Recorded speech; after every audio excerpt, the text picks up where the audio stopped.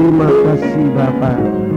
Terima kasih di bawah kaki Dikau kami duduk mendengarkan firman-Mu Tuhan, serta mengharapkan uluran tangan-Mu, jamahan tangan-Mu di atas luka-luka kami, di atas kehidupan kami, di atas penderitaan kami, di atas segala sesuatu yang membuat hidup kami terpisah dari Dikau Tuhan, agar kami benar-benar dapat Engkau terima dan hidup di dalam pemeliharaan-Mu. Saat ini kami akan gunakan untuk mendengarkan firman-Mu ya Bapa.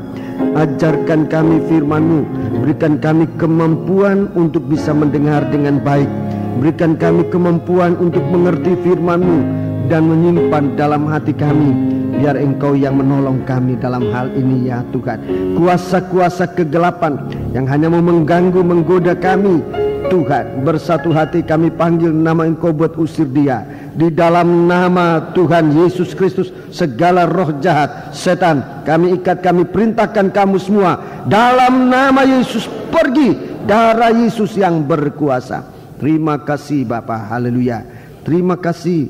Dalam nama Yesus kami sudah naikkan doa kami. Mohon urapan roh-Mu yang suci menguasai kami seluruhnya.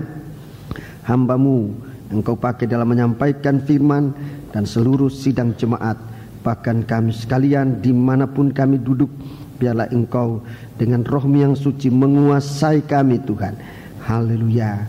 Dalam nama Yesus kami sudah berdoa. Haleluya. Amin.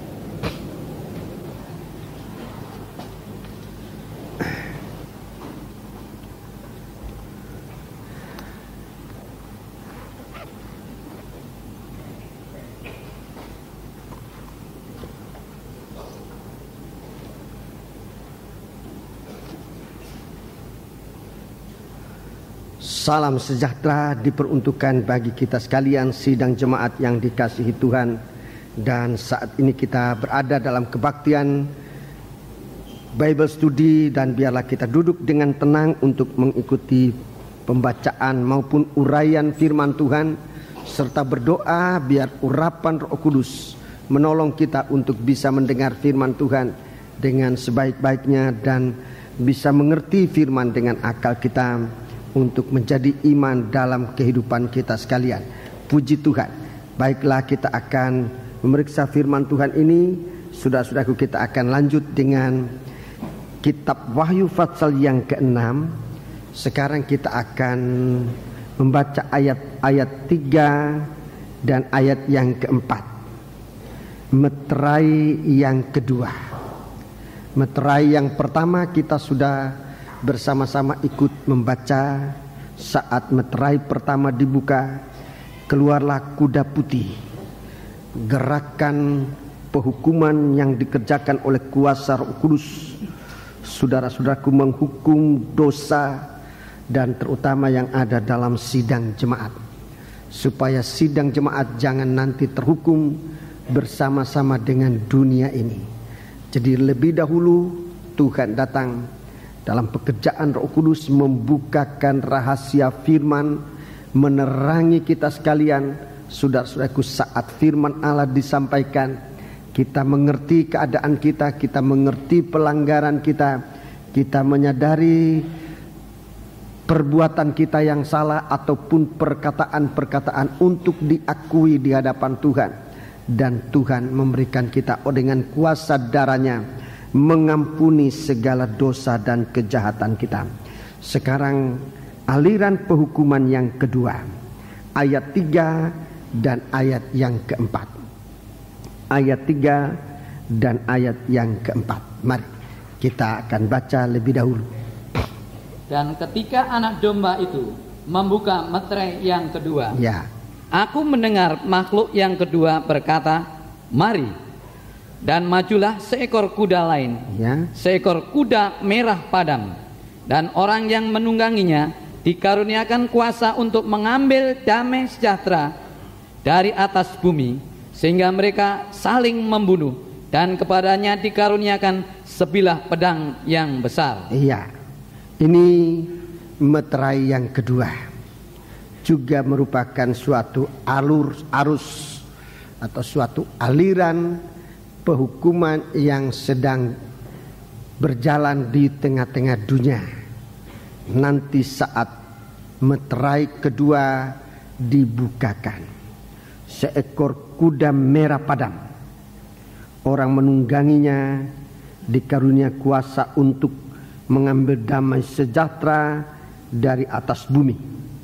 Mari, sebagaimana kita sudah mendengar bahwa setiap pembukaan meterai-meterai ini, saudara-saudaraku, anak domba itu disertai dengan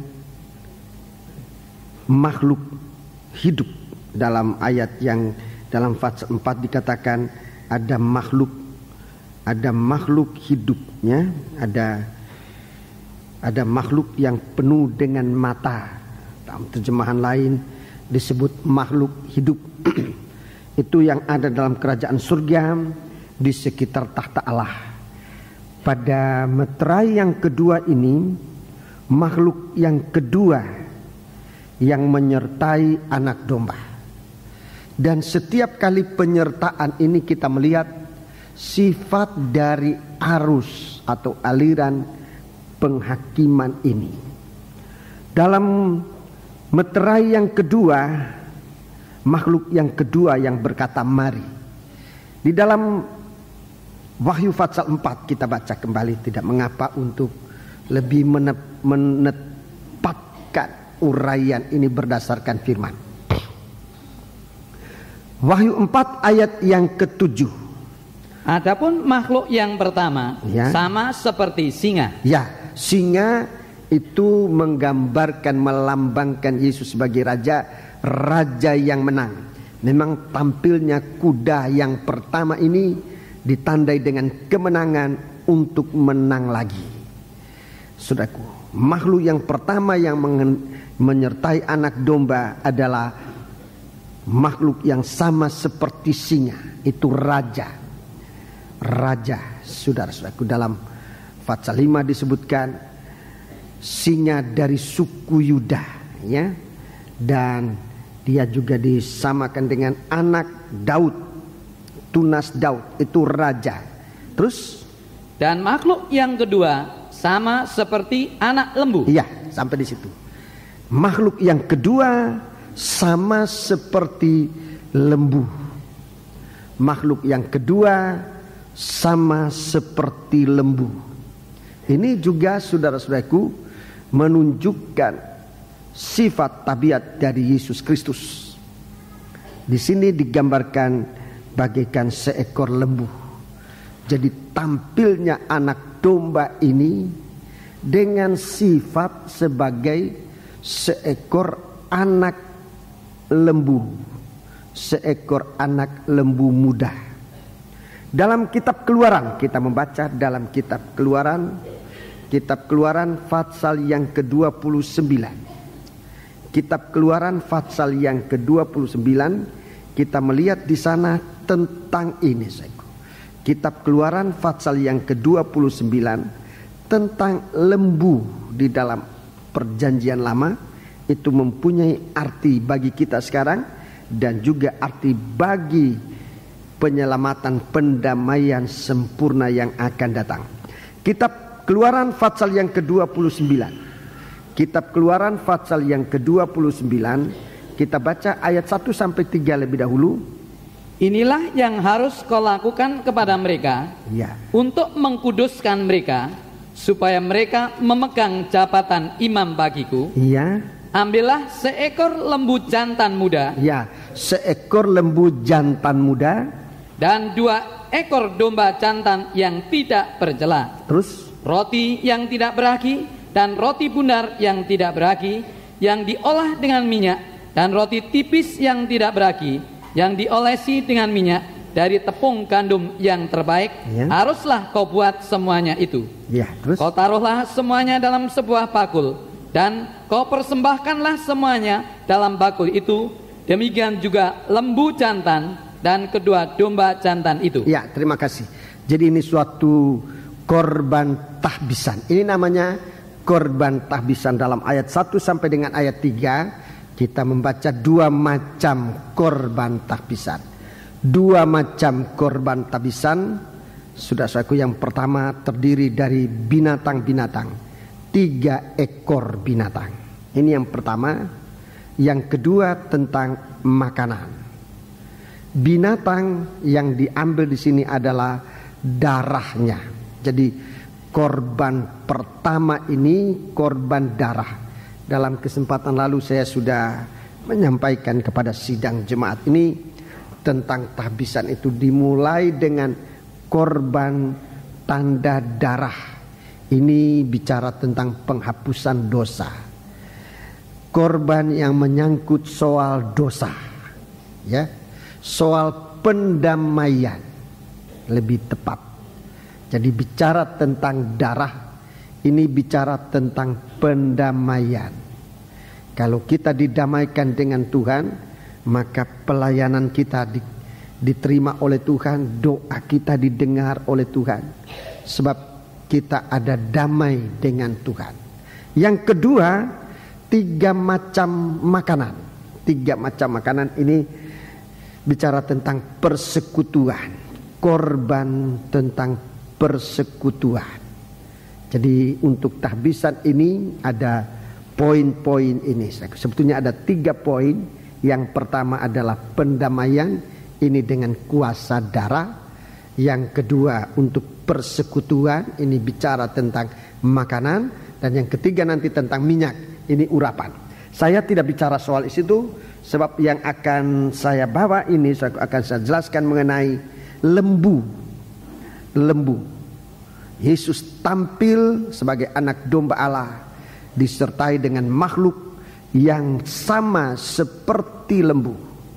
Mari kita membaca ayat 10 untuk kita lihat di sini penjelasan tentang lembu itu untuk apa. Lembu itu untuk apa? Mari kita baca mulai ayat 10 sampai dengan ayat 14, dan tolong baca sungguh-sungguh ini. Kemudian haruslah kau bawa lembu jantan itu ke depan kemah pertemuan. Iya. Lalu haruslah Harun dan anak-anaknya meletakkan tangannya ke atas kepala lembu itu. Ya, peletakan tangan ini tanda bersekutu, masuk dalam persekutuan. Ya, meletakkan tangan atas kepala lembu. Lembu ini nanti akan disembelih, berarti bersekutu dengan lembu itu dalam tanda atau dalam pengalaman kematian.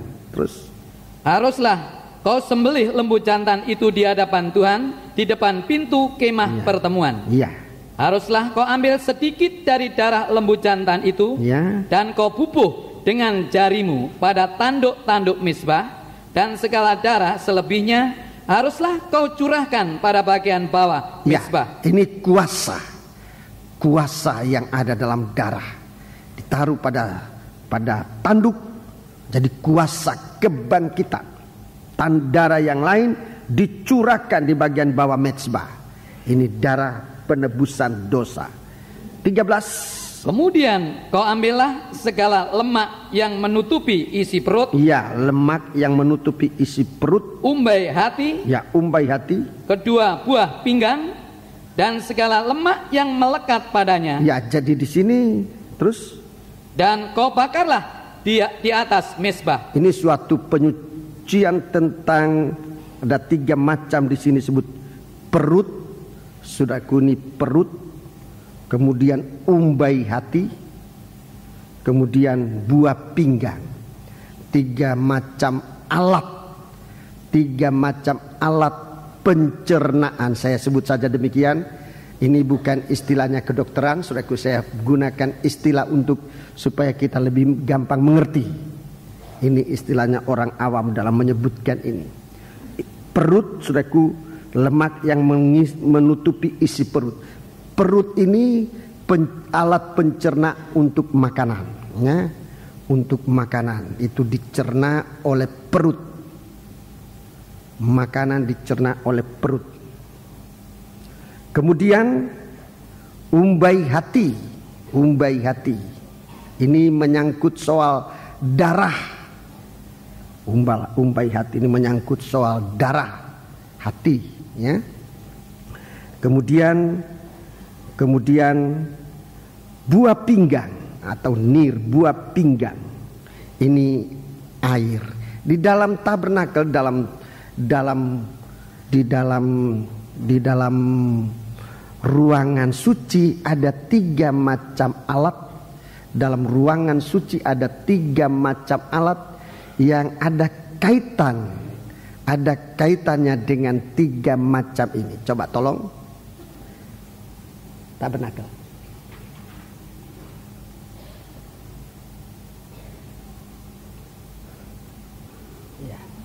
Yang pertama menyangkut soal makanan. Di dalam ruangan suci ada meja roti sajian. Ini bicara tentang makanan, tentang pertumbuhan, tentang kekuatan. Itu makanan. Itu makanan. Jadi dalam tahbisan, saudara-saudaraku, memang sangat dibutuhkan bagaimana hubungan kita dengan firman, ya. Bagaimana hubungan baik kita dengan firman, sehatnya pencernaan kita yang namanya perut ini. Kemudian ada buah pinggang. Ini bicara tentang air dalam Injil Yohanes. Saudara-saudaraku, Tuhan bicara air itu tentang Roh Kudus yang akan diberikan. Di dalam ruangan suci ada kaki dian emas. Ada kaki dian emas, bicara tentang kegiatan kita di dalam Roh Kudus. Saudara taruh tanda dulu dalam Keluaran ini, saudaraku, sebab kita nanti akan kembali. Saya ingin menjelaskan sedikit tentang bagaimana pekerjaan tahbisan dalam kegiatan kita. Injil Yohanes pasal yang ke-7. Injil Yohanes pasal yang ke-7. Injil Yohanes pasal yang ke-7. Injil Yohanes pasal yang ke-7 kita membaca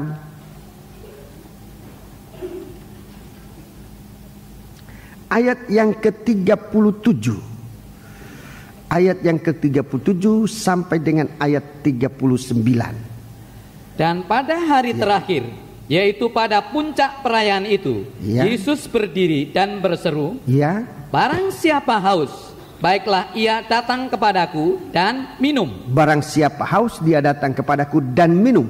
Barang siapa percaya kepadaku, seperti yang dikatakan oleh kitab suci. Jadi percaya seperti yang dikatakan oleh kitab suci. Jadi bukan oleh logika, saudara-saudaraku, bukan oleh kepandaian manusia, bukan dikatakan oleh manusia siapa, tetapi percaya seperti dikatakan oleh kitab suci. Itu sebabnya, saudaraku, pembukaan firman itu ayat menjelaskan ayat-ayat yang ada. Saudara-saudaraku, supaya iman kita ini kuat. Jangan dengan sistem logika manusia atau cara manusia berpikir untuk menjelaskan firman, tapi biarkan firman Allah ini, kitab suci, menjelaskan kepada kita tentang firman. Barang siapa percaya kepadaku, seperti yang dikatakan oleh kitab suci, dari dalam hatinya akan mengalir aliran-aliran air hidup. Akan mengalir aliran-aliran air hidup. Terus yang dimaksudkannya ialah roh yang akan diterima oleh mereka yang percaya kepadanya, sebab roh itu belum datang karena Yesus belum dimuliakan. Jadi setiap kali kita mengagungkan Tuhan dengan sesungguh-sungguh hati, kita lihat di sini pekerjaan dari roh ini bekerja dalam kita.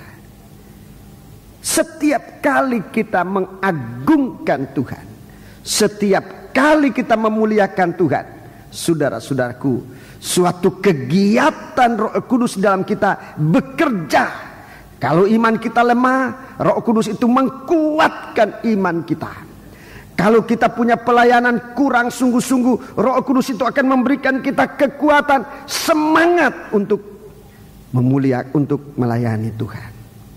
Bahkan dalam pelayanan mencari jiwa-jiwa, pelayanan dalam kita mencari jiwa-jiwa, perihal memuliakan Tuhan ini, saudara-saudaraku, ada kaitannya dengan bagaimana kita mendapat kemampuan dari Tuhan untuk membawa jiwa datang kepada Tuhan.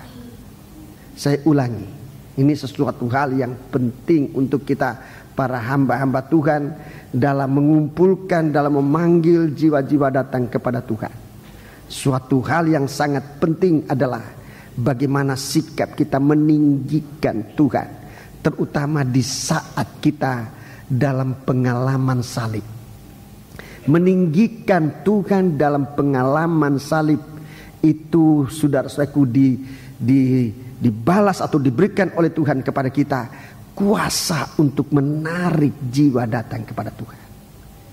Rekan-rekan hamba Tuhan dan siapapun juga yang merindukan untuk membawa jiwa-jiwa, entah jiwa itu suami atau istri atau anak-anak, di saat kita dalam pengalaman salib, dalam pengalaman kematian bersama Yesus, bagaimana sikap kita memuliakan Tuhan, itu ada kuasa untuk menarik jiwa datang kepada Tuhan. Yohanes, kitab Injil Yohanes Fatsal yang ke-11. Injil Yohanes Fatsal yang ke-11.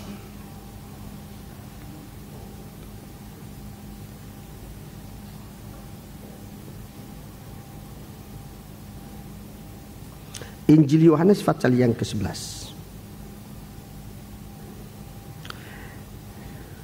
Injil Yohanes Fatsal yang ke-11. Kita membaca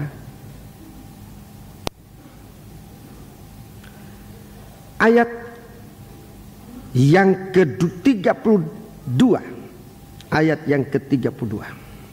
Setibanya Maria di tempat Yesus berada dan melihat dia, tersungkurlah ia di depan kakinya dan berkata kepadanya, Tuhan, sekiranya engkau ada di sini, saudaraku pasti tidak mati. Baca terus. Ketika Yesus melihat Maria menangis dan juga orang-orang Yahudi yang datang bersama-sama dia, maka maskullah hatinya, ia sangat terharu dan berkata, di manakah dia kamu baringkan? Di manakah dia kamu baringkan? Terus. Jawab mereka, Tuhan, marilah dan lihatlah.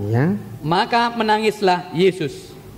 Kata orang-orang Yahudi, lihatlah betapa kasihnya kepadanya. Tetapi beberapa orang di antaranya berkata, ia yang memelekkan mata orang buta, tidak sanggupkah ia bertindak sehingga orang ini tidak mati? Terus. Maka maskulah pula hati Yesus. Lalu ia pergi ke kubur itu. Kubur itu adalah sebuah gua yang ditutup dengan batu. Terima kasih. Sampai di situ kita lihat suatu sikap dalam pengalaman kematian bersama dengan Yesus bisa menarik, di mana Maria sekalipun dalam keadaan duka cita karena ditinggalkan oleh saudaranya yang menjadi tulang punggung di dalam keluarga. Dari mereka bersaudara, 2 perempuan dan seorang laki-laki, dan justru yang laki-laki ini yang meninggal. Tapi dalam keadaan itu Maryam masih sempat memuliakan Tuhan, merendahkan diri di hadapan Tuhan. Dia tidak menjadi orang yang bersungut-sungut. Sekarang kita lihat apa yang Tuhan katakan tentang sikap semacam ini. Fatsal 12, Yohanes Fatsal yang ke-12. Yohanes Fatsal yang ke-12 ayat 28. Bapa, muliakanlah namamu. Muliakan namamu. Maka terdengarlah suara dari surga. Aku telah memuliakannya. Aku telah memuliakannya. Dan aku akan memuliakannya lagi. 29. Orang banyak yang berdiri di situ dan mendengarkannya berkata, Pak, itu bunyi guntur. Itu bunyi guntur, suatu bunyi yang disertai dengan tenaga, dengan kekuatan, dengan kuasa.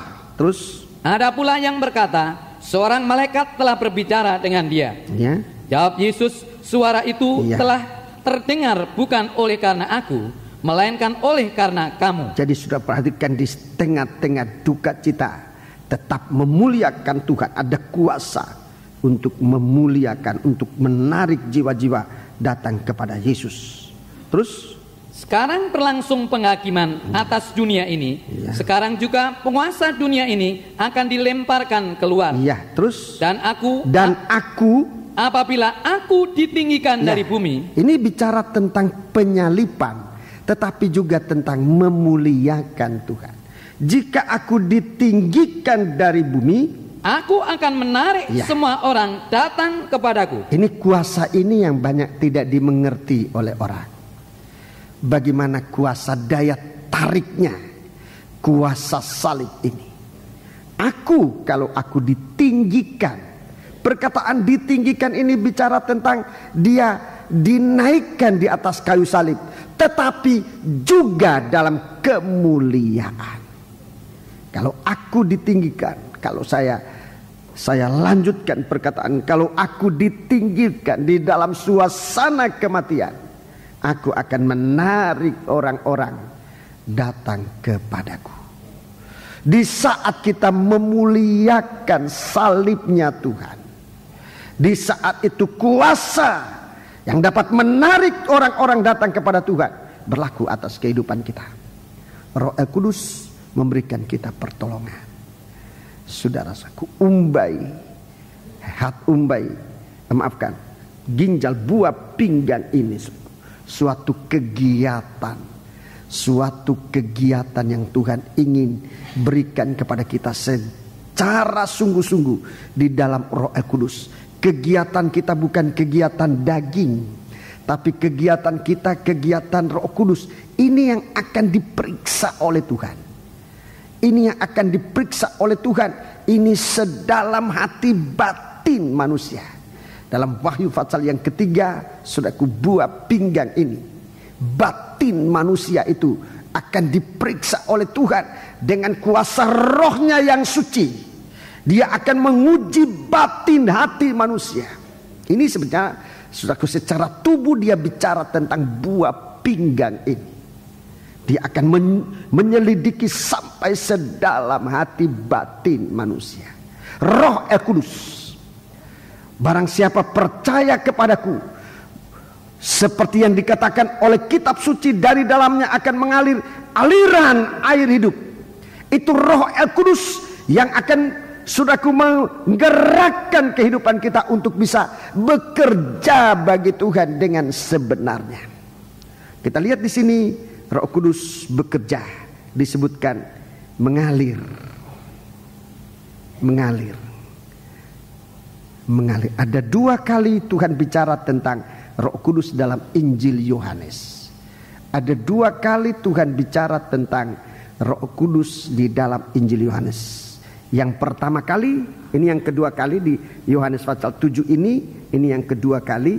Yang pertama kali dalam Injil Yohanes pasal 4. Injil Yohanes pasal 4, kita lihat yang pertama. Injil Yohanes pasal yang keempat.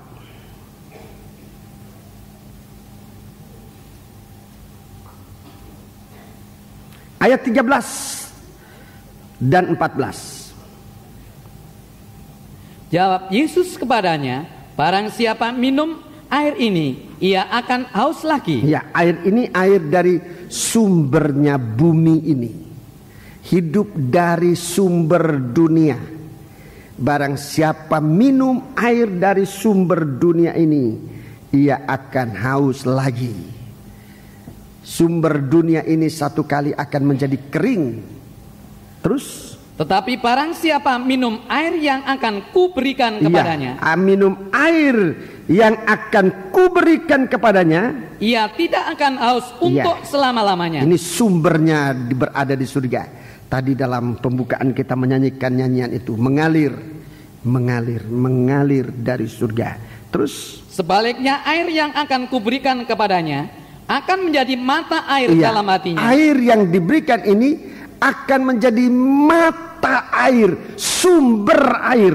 Terus, di dalam dirinya yang terus menerus memancar sampai kepada hidup yang terus menerus memancar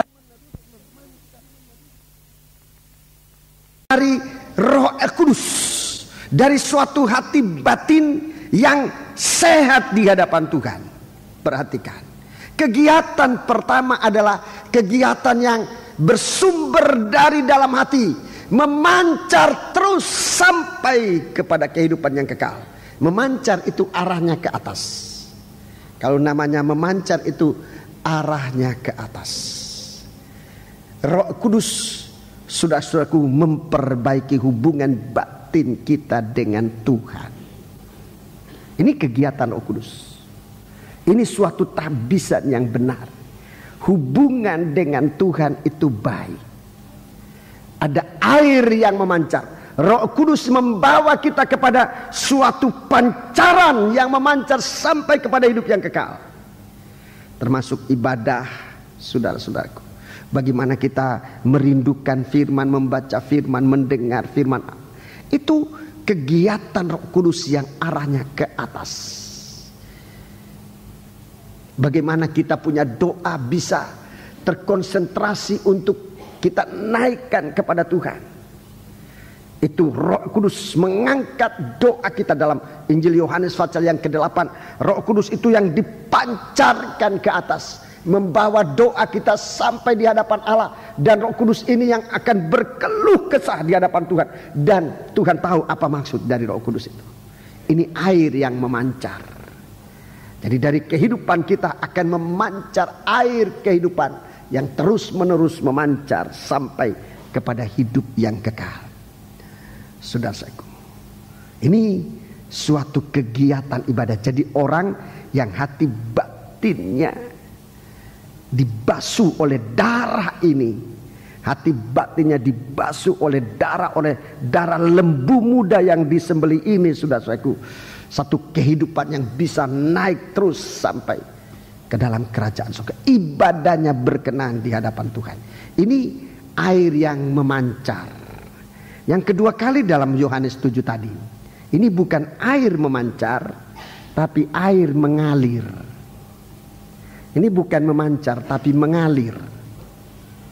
Jadi dua arah dari air ini, dua arah kegiatan Roh Kudus dalam kehidupan kita. Kalau kita sehat secara rohani kita, ibadah kita sehat, tidak tersendat-sendat, pelayanan kita kepada Tuhan sehat, memancar, ada kekuatan yang mendorong untuk naik ke atas. Tapi yang kemudian, saudaraku, kalau kita percaya bahwa Yesus seperti dikatakan oleh Alkitab akan mengalir, Roh Kudus itu akan mengalir dari kita. Mengalir itu membasahi tanah sekitar. Mengalir itu untuk membasahi tanah di sekitar aliran ini. Ini bicara menjadi berkat bagi orang lain. Mengairi tanah-tanah yang kering, menjadi berkat bagi orang lain. Ini kegiatan Roh Kudus di dalam hidup seseorang yang percaya kepada Tuhan. Dia bukan hanya rajin berbakti, bukan hanya rajin melayani Tuhan, tetapi dia menjadi berkat. Dia bagaikan bersama dengan Roh Kudus bagaikan air yang mengalir di antara umat manusia untuk membasahi setiap orang yang ada di sekitar aliran sungai ini. Saudara-saudaraku akan turut menerima berkat dari aliran sungai ini. Ini kegiatan suatu buah pinggang yang dipersembahkan kepada Tuhan, terbakar, saudara-saudaraku. Kemudian kau ambil segala lemak menutup isi perut, umbai hati kedua buah pinggang. Umbai hati, saudaraku, ini bicara tentang hati kita ini. Dan dalam kehidupan sehari-hari mengenai hati itu disebutkan tentang kasih. Hati yang benar-benar, saudara-saudaraku, hati yang benar-benar terbakar. Itu bicara tentang mengasihi Tuhan. Orang yang mengasihi Tuhan, dia begitu gampang terbakar oleh kasihnya Tuhan. Saudara-saudaraku, jadi 3 perkara yang disebutkan dalam ayat 13, Keluaran 29 ayat 13. Ini mengenai isi perut, mengenai umbai hati, ini bicara tentang kasih, penyembahan yang sudah di dalam kehidupan penyembahan yang berapi-api di hadapan Tuhan. Kemudian sudah tadi saya terangkan tentang buah pinggang. Mari kita kembali dalam Keluaran 29 sekarang ayat 14. Ayat 14. Tetapi daging lembu jantan itu, kulitnya dan kotorannya haruslah kau bakar habis dengan api di luar perkemahan. Itulah korban penghapus dosa. Iya, itulah korban penghapus dosa. Jadi kalau Yesus, saudara-saudaraku, tampil disertai dengan makhluk yang menyerupai lembu, saudara-saudaraku, yang sama seperti lembu, itu penampilan anak domba di dalam kerelaannya menjadi korban pendamaian, saudara-saudaraku. Dan sekarang ini Tuhan tampil bagi kita sebagai imam besar. Dia tampil di tengah-tengah sidang jemaat bagaikan seorang imam besar yang berbelas kasihan. Dalam kebaktian penyembahan kita menerima pelayanan Yesus sebagai imam besar yang melayani kita, melayani kebutuhan kita. Dia imam besar, saudara-saudaraku, yang kena coba, hanya dia tidak berbuat dosa. Untuk apa? Untuk dapat menolong anak-anaknya yang kena percobaan, supaya kehidupan ini tidak akan hanyut, tetapi satu kehidupan yang dipelihara oleh Tuhan. Dia imam besar. Seorang pekerjaan imam besar adalah mengerjakan pekerjaan pendamaian. Dia mengerjakan pekerjaan pendamaian di dalam 2 Korintus pasal yang kelima. 2 Korintus pasal yang kelima, kita melihat bagaimana pekerjaan pendamaian ini. Ayat 18. 2 Korintus 5 ayat 18 sampai dengan ayat 21. Dan semuanya ini dari Allah, yang dengan perantaran Kristus telah mendamaikan kita dengan dirinya, dan yang telah mempercayakan pelayanan pendamaian itu kepada kami. Terus. Sebab Allah mendamaikan dunia dengan dirinya oleh Kristus, dengan tidak memperhitungkan pelanggaran mereka. Iya. Ia telah mempercayakan berita pendamaian itu kepada kami. Terus. Jadi kami ini adalah utusan-utusan Kristus, seakan-akan Allah menasihati kamu dengan perantaran kami. Terus. Dalam nama Kristus kami meminta kepadamu, berilah dirimu didamaikan dengan Allah.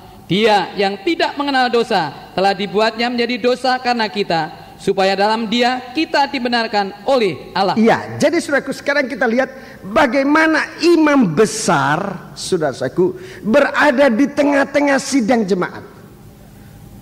Salah satu tanda hadirnya imam besar, salah satu tanda, bukan satu-satunya tanda, salah satu tanda imam besar hadir di tengah-tengah kita adalah adanya pekerjaan Roh Kudus. Suatu bunyi giring-giring, suatu bahasa lidah yang begitu merdu di hadapan Tuhan, itu tanda imam besar hadir. Adanya kepenuhan Roh Kudus, adanya urapan Roh Kudus, itu bukti imam besar hadir. Untuk apa imam besar hadir? Dengarkan. Imam besar hadir untuk mengerjakan pekerjaan pendamaian. Dia mengerjakan pekerjaan pendamaian. Di sini dikatakan dengan mengkorbankan, mendamaikan dirinya, mendamaikan dunia dengan dirinya oleh Kristus, dan tidak memperhitungkan pelanggaran. Dia mengadakan pengampunan dosa. Berita tentang pendamaian disampaikan kepada kita sekalian. Ini pelayanan imam besar. Sekarang ini sedang dikerjakan. Sebagai seorang hamba Tuhan, saya seringkali merasakan hal ini. Perkataan-perkataan firman yang harus disampaikan kepada sidang jemaat. Dan selalu saya katakan, saya tidak mau menahan sesuatu. Kalau Tuhan taruh di dalam hati saya, sebab itu nanti akan dipertanggungjawabkan. Akan dipertanggungjawabkan. Tuhan tidak mau mendengar nanti orang mengatakan, aku tidak mendengar, sebab pendetaku tidak bicara tentang itu. Tentang suatu dosa, tentang suatu kesalahan. Saudara-saudaraku, yang ditaruh oleh Tuhan, apalagi sebab kepada seorang gembala yang dia tidak mau bicarakan kepada sidang jemaat, tidak disampaikan kepada sidang jemaat, sehingga sidang jemaat tetap dalam kesalahannya. Setiap apa yang Tuhan taruh di hati, entah itu untuk menyatakan kesalahan, saya akan nyampaikan. Entah itu merupakan suatu teguran, saya akan sampaikan dalam firman Allah dan dalam pengajaran. Entah itu suatu nasihat, saya akan sampaikan. Sebab semua ini nanti akan diperhitungkan. Semua akan diperhitungkan di saat makhluk yang kedua, yaitulah utusan-utusan Tuhan yang mengerjakan, yang memberitakan berita pendamaian. Rasul Paulus di sini dikatakan, kami ini adalah utusan-utusan Kristus. Seakan-akan Allah menasihati kamu dengan perantaraan kami. Dalam nama Kristus kami meminta kepadamu, berilah dirimu didamaikan dengan Allah. Artinya, kalau firman Allah itu menyatakan dosa, ngaku. Kalau firman Allah itu menegur, bertobatlah. Kalau firman Allah itu menasihati, ikutilah nasihat itu. Itu namanya didamaikan dengan Allah. Sebab satu waktu, saudara-saudaraku, suara dari lembu ini akan berbicara, mari. Dan yang keluar adalah kuda merah padam. Mari kita baca itu dalam kitab Wahyu. Wahyu pasal yang ke-6 tadi. Kita mendengar Wahyu pasal yang ke-6 ini. Ayat 4, maka majulah seekor kuda lain, seekor kuda merah padam, dan yang menungganginya dikarunia kuasa untuk mengambil damai sejahtera dari bumi ini. Damai yang sekarang dicurahkan oleh Tuhan kepada manusia. Damai sejahtera, damai dan kasih karunia. Ini damai sejahtera, ini damai dan kasih karunia Tuhan untuk mengampuni dosa manusia, akan mengambil damai sejahtera dari atas bumi, sehingga mereka saling membunuh, dan kepadanya dikaruniakan sebilah pedang yang besar. Saudara-saudaraku, berita pendamaian ini dipercayakan oleh Tuhan kepada utusan-utusan Tuhan. Tidak usah menunggu mesti ada penglihatan dulu. Tidak usah menunggu sampai sejauh itu. Firman Allah sudah dipercayakan oleh Tuhan kepada para utusan-utusan Tuhan, hamba-hamba Tuhan yang ditahbiskan oleh Tuhan, yang mau dipakai oleh Tuhan untuk membawa berita pendamaian ini dengan tidak mencari kepentingan sendiri, tetapi rela bahkan mau berkorban, menderita dan sebagainya untuk membawa berita pendamaian itu. Rasul Paulus dia katakan, berilah dirimu didamaikan dengan Allah. Sebab Rasul Paulus dan saya kira sama dengan hamba-hamba Tuhan yang lain, nanti juga tidak mau akan dipersalahkan di hari penghakiman. Mengapa kamu tidak menyampaikan, sehingga orang ini harus masuk dalam penghukuman? Mengapa kamu tidak menyampaikan firman berita pendamaian? Di sana nanti kita akan mendengar bahwa para hamba-hamba Tuhan yang sudah ditolak, nasihatnya sudah ditolak, tegurannya sudah ditolak, mereka pasti akan mengatakan, kami sudah memberitakan, tapi orang ini tidak mau dengar. Dan di saat itu, saudara-saudaraku, damai itu diambil, dan apa yang kita hadapi adalah pedang Allah yang besar. Pedang Allah yang besar, saudara-saudaraku, ini bukan firman untuk menyucikan. Firman Allah yang menyucikan, pedang Allah yang tajam, bermata dua, lebih tajam dari pedang bermata dua. Ini menyucikan dan mendidik kita, mengajar dan mendidik kita untuk sampai kepada kesucian. Tapi pedang Allah yang besar yang disebutkan di sini itu suatu penghukuman Allah. Pedang Allah yang besar itu satu penghukuman Allah yang nanti akan sampai dalam kehidupan manusia, yang menolak firman yang mendamaikan, berita pendamaian yang diberitakan kepada kita sekarang. Di atas kayu salib Yesus bekerja dengan segala penderitaannya. Dia mengerjakan berita pendamaian. Ia yang tidak berbuat dosa telah dijadikan dosa karena kita. Dan apa yang dia katakan? Apa yang dia lakukan di sana? Untuk mengampuni dosa manusia. Perkataan yang terakhir mengatakan sudah genap. Apa yang genap? Pekerjaan pendamaian itu sudah diselesaikan dengan tepat dan tidak kurang. Perjamuan suci ini, perjamuan suci bukti. Biar setiap kali kita makan perjamuan suci, makan tubuh dan darahnya Kristus, biar setiap kali kita ingat bahwa Tuhan sudah mengerjakan pekerjaan pendamaian bagi kita dengan tidak meninggalkan sesuatu yang tidak beres. Kalau kita berpandangan sejauh itu tentang perjamuan suci, saudara-saudaraku, maka perjamuan suci benar-benar mempunyai kuasa bagi kita. Dosa akan diampuni, saudara-saudaraku, penyakit disembuhkan, percobaan diselesaikan lewat kuasa perjamuan suci ini. Saya ulangi, lewat kuasa. Kalau perjamuan suci ini menyembuhkan penyakit, bukan perjamuan suci ini obat, tapi kuasa. Kuasa.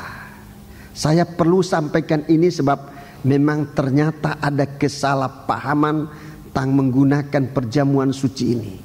Perjamuan suci yang kita katakan mempunyai kuasa kesembuhan, seringkali diterjemahkan oleh beberapa orang dalam sidang jemaat ini bagaikan obat. Ada yang taruh di kulkas, kalau sakit ambil. Itu obat namanya. Perjamuan suci ini bukan obat. Jangan taruh di kulkas. Nanti kalau pilek, kalau sakit ambil, makan, minum. Oh ini supaya sembuh. Itu bukan obat. Perjamuan suci ini dengarkan, kuasa, bukan obat. Kuasa yang menyembuhkan, bukan obat. Kuasa kesembuhan. Saudara percaya? Jadi jangan taruh di kulkas biar hari Jumat tidak datang. Ya, saya sudah taruh di kulkas. Itu saudara pandang perjamuan suci seperti obat. Bukan obat. Jangan salah. Kuasa Allah dalam perjamuan suci, di mana di atas kayu salib Ia sudah mengerjakan pekerjaan pendamaian dengan tidak meninggalkan sesuatu yang belum beres. Semua sudah genap. Itu sebabnya, saudaraku, dalam memakan perjamuan suci ini, biar kita sungguh-sungguh. Mari kita periksa dalam Wahyu pasal 6 ini.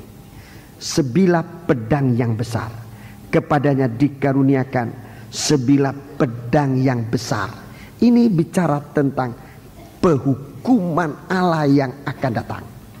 Penghukuman Allah yang akan datang. Injil Matius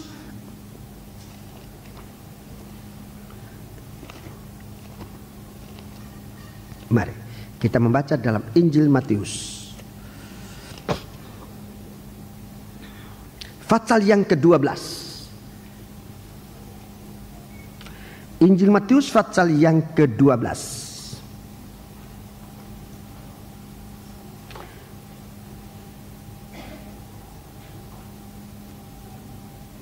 Injil Matius pasal yang ke-12 mulai ayat 33. Baca dengan baik.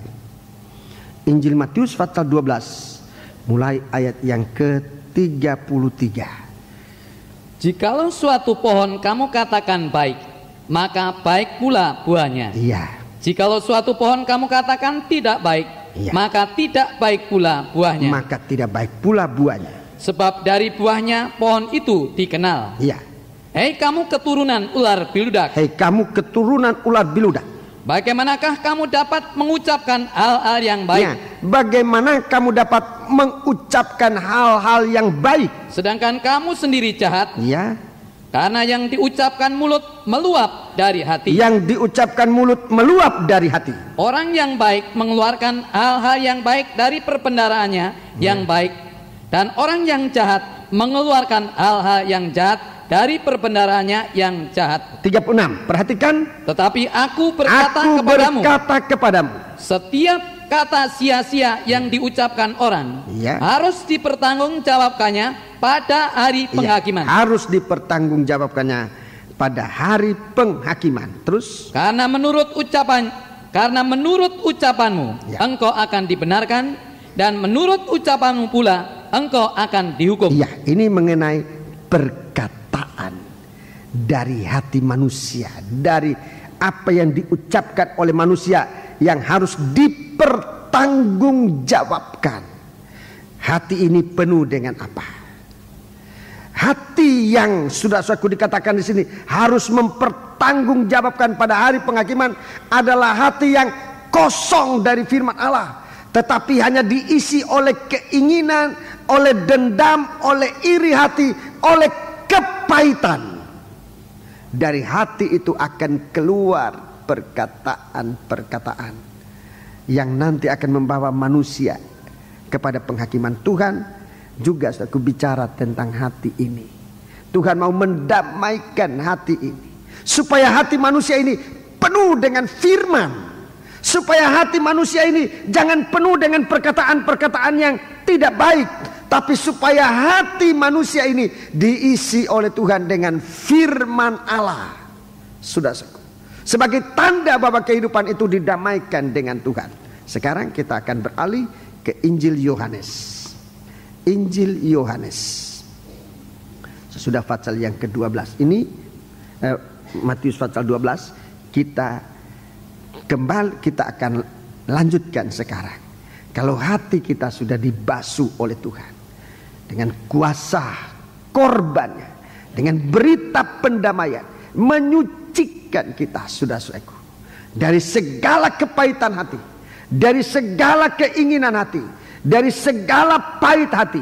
Saudara-saudaraku, Tuhan akan mengisi kita dengan firman-Nya, menerima berita pendamaian, tidak menolak berita pendamaian, tidak menolak firman Allah, tetapi kita menerima berita pendamaian ini untuk kita miliki, dan kita diselamatkan, bahkan bisa menjadi alatnya Tuhan untuk membawa berita pendamaian. Yohanes pasal 12, kita baca ayat 47. Ayat 47. Dan jikalau seorang mendengar perkataanku tetapi tidak melakukannya. Orang mendengar perkataanku tetapi tidak melakukannya, aku tidak menjadi hakimnya. Sebab aku datang bukan untuk menghakimi dunia, melainkan untuk menyelamatkannya. Jadi Yesus datang, dia menjadi korban untuk menyelamatkan umat manusia. Hei, aku nasihatkan kamu, kata Rasul Paulus, berilah dirimu didamaikan dengan Allah. 48. Barang siapa menolak aku dan tidak menerima perkataanku, menolak aku dan tidak menerima perkataanku, ia sudah ada hakimnya, yaitu firman yang telah kukatakan, itulah yang akan menjadi hakimnya pada akhir zaman. Itulah yang akan menjadi hakimnya pada akhir zaman. Pedang ini menjadi pedang besar. Ini hakim pada akhir zaman. 49. Sebab aku berkata-kata bukan dari diriku sendiri, tetapi Bapa yang mengutus aku, dialah yang memerintahkan aku untuk mengatakan apa yang harus aku katakan dan aku sampaikan. 50. Dan aku tahu bahwa perintahnya itu adalah hidup yang kekal. Jadi apa yang aku katakan, aku menyampaikannya sebagaimana yang difirmankan oleh Bapa kepadaku.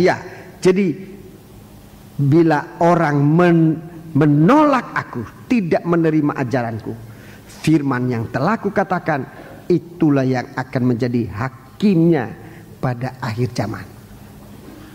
Penunggang kuda merah diberikan kuasa, pedang yang besar. Diberikan kuasa pedang besar untuk menghakimi, untuk untuk menjatuhkan hukuman atas daging. Ini pedang yang besar. Wahyu, kitab Wahyu pasal yang ke-19. Wahyu pasal 19.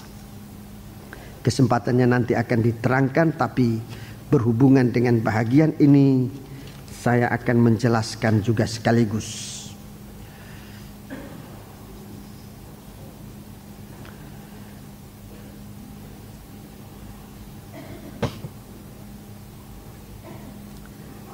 Wahyu pasal 19.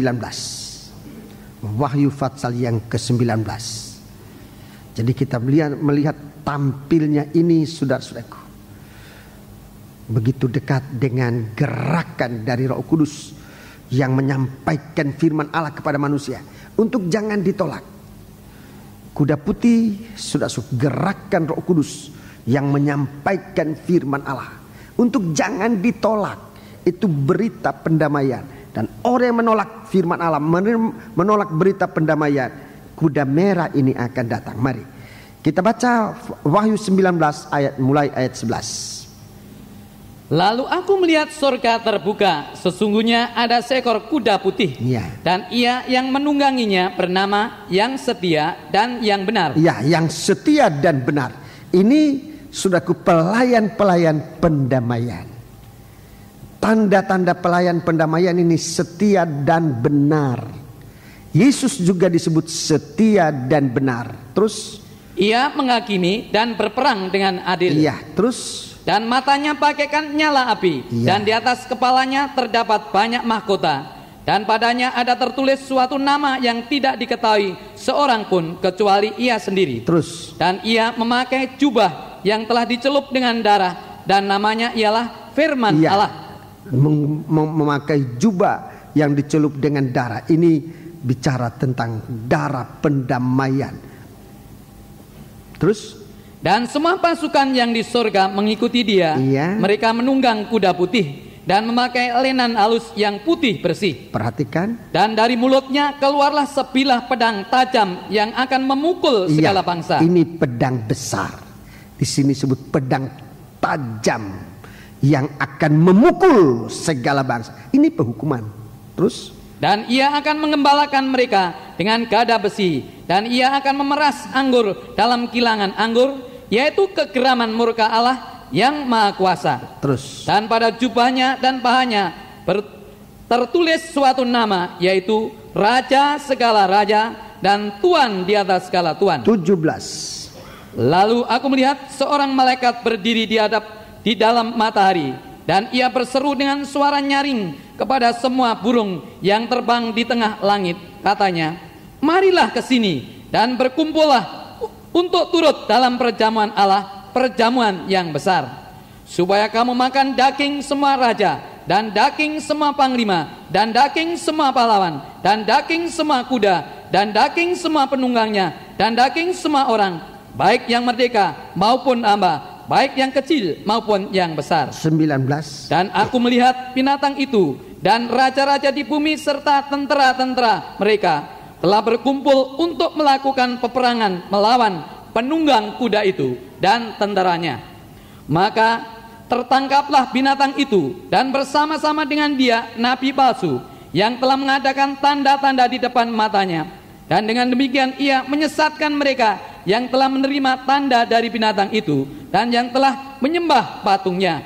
Keduanya dilemparkan hidup-hidup ke dalam lautan api yang menyala-nyala oleh belerang, dan semua orang lain dibunuh dengan pedang yang keluar dari mulut penunggang kuda itu, dan semua burung kenyang oleh daging mereka. Iya, ini nanti jadi kita lihat kejadiannya demikian.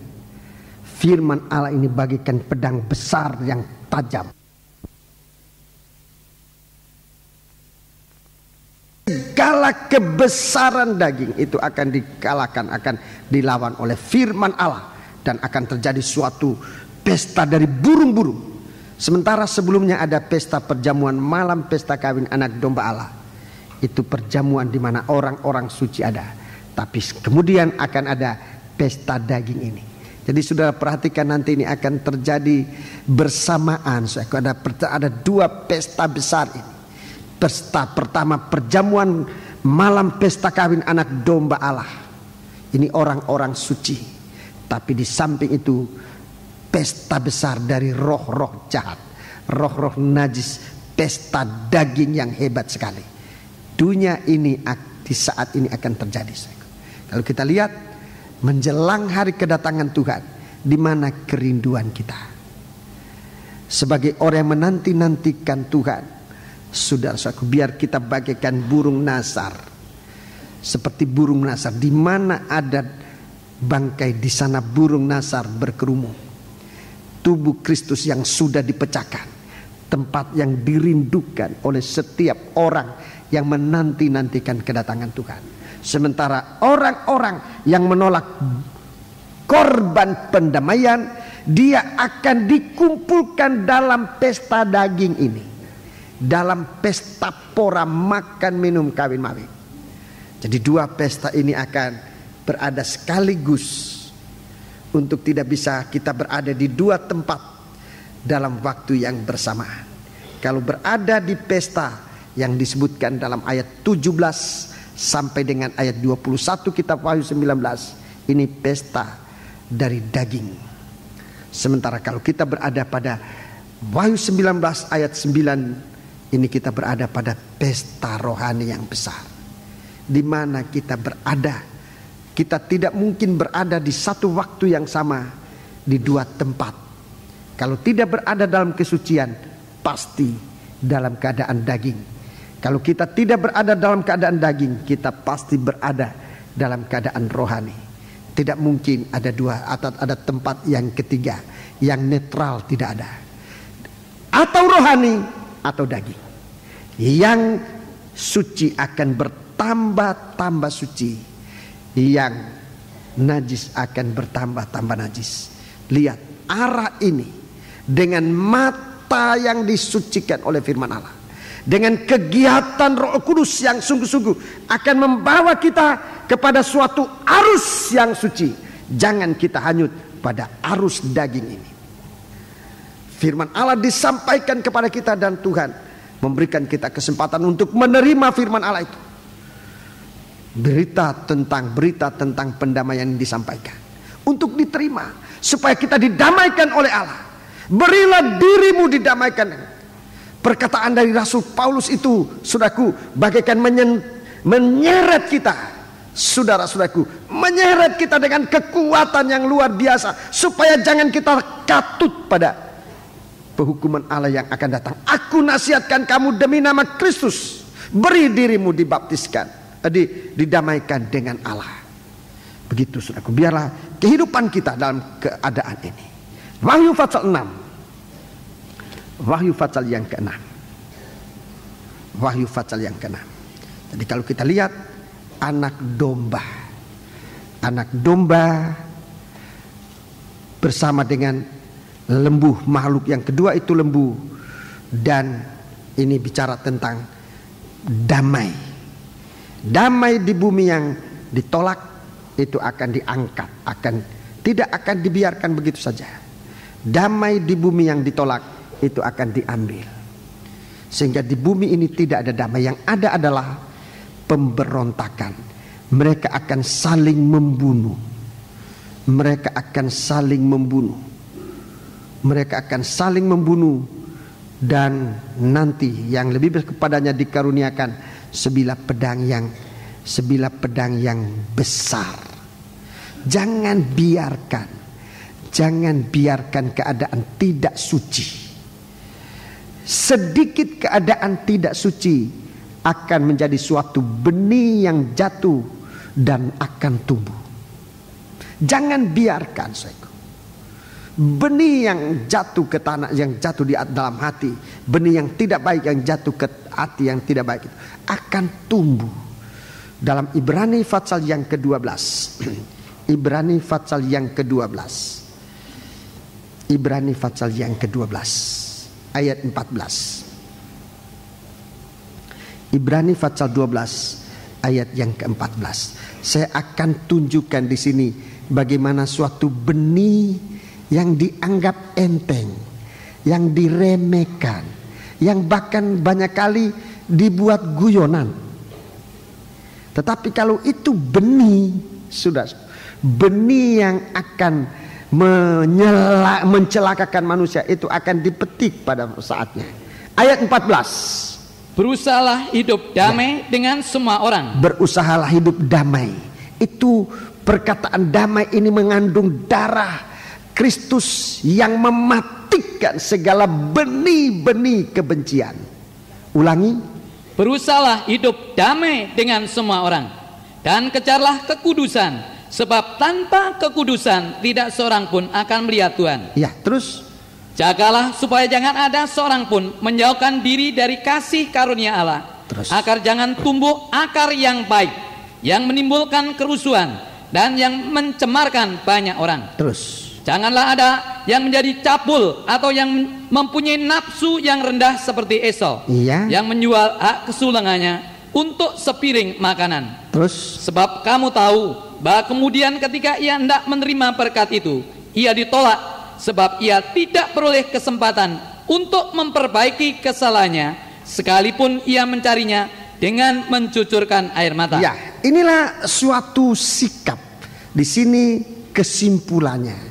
Dalam perjanjian baru disebutkan kesimpulan bagaimana Esau untuk satu waktu ingin menerima damai itu, ingin menerima kembali berkat itu, tapi ia tidak dapat mendapatnya, sekalipun ia tidak beroleh kesempatan untuk memperbaikinya. Ia tidak beroleh kesempatan untuk memperbaiki kesalahannya.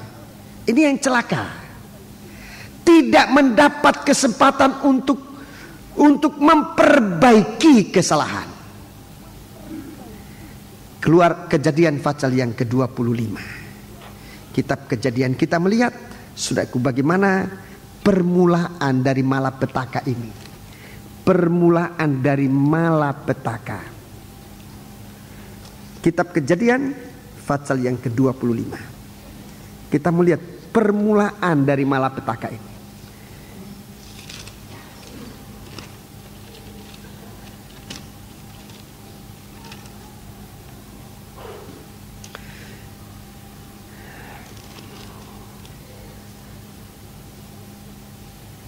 Ayat 27. Pasal 25 ayat 27. Kejadian 25 ayat 27. Lalu bertambah besarlah kedua anak itu. Esau menjadi seorang yang pandai berburu. Ya, ini Esau pandai berburu. Terus seorang yang suka tinggal di padang. Tetapi Yakub adalah seorang yang tenang. Seorang yang tenang, yang suka tinggal di kemah.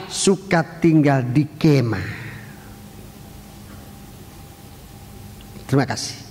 Ini yang pertama. Ini langkah pertama. Ini yang pertama, saudaraku, untuk nanti, saudaraku, pada akhir zaman, akhirnya kemana ditentukan dari sini. Langkah pertama di sini kita lihat. Seperti tidak ada apa-apa. Esau menjadi seorang pandai berburu. Di sini sepintas lalu kita tidak lihat di mana letak kesalahan. Pandai berburu. Ia suka tinggal di padang. Ini keadaan dari Esau. Berburu itu bicara tentang suka mengejar daging. Ini pemburu itu mengejar daging. Ini permulaan dari menolak korban pendamaian. Suka mengejar daging. Dia keluar ke padang. Padang ini bicara tentang dunia yang luas, yang dihuni oleh daging berbagai-bagai macam. Di padang yang luas itu tempatnya daging berbagai-bagai macam. Dan itulah yang diburu, yang dikejar oleh Esau. Esau seorang pemburu daging. Saya kira saya bicara demikian aja kita sudah mengerti, saudaraku. Ini permulaan untuk menolak, menghargai korban pendamaian. Hati yang suka mengejar daging. Di sini belum kelihatan tabiat daging, belum kelihatan. Belum kelihatan. Baru apa yang ada di dalam hati yang suka mengejar daging. Tidak suka yang rohani. Dia suka mengejar daging. Dia berada di padang yang luas. Saudara-saudara, dia merasa ingin bebas di padang. Sementara Yakub lain. Tapi Yakub seorang yang tenang.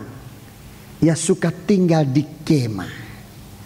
Perkataan kemah di sini mengingatkan kita, saudara-saudaraku, tentang kemah yang di suatu waktu akan didirikan oleh Tuhan juga di padang belantara. Tapi di situ sudah menjadi namanya kemah pertemuan atau tabernakel. Sekarang namanya pengajaran. 2 orang kembar, saudaraku. Yang satu suka daging, mengejar daging. Tapi yang satu adalah Yakub. Dia tenang di sisi ayahnya dan ibunya. Dia suka tinggal dalam pengajaran.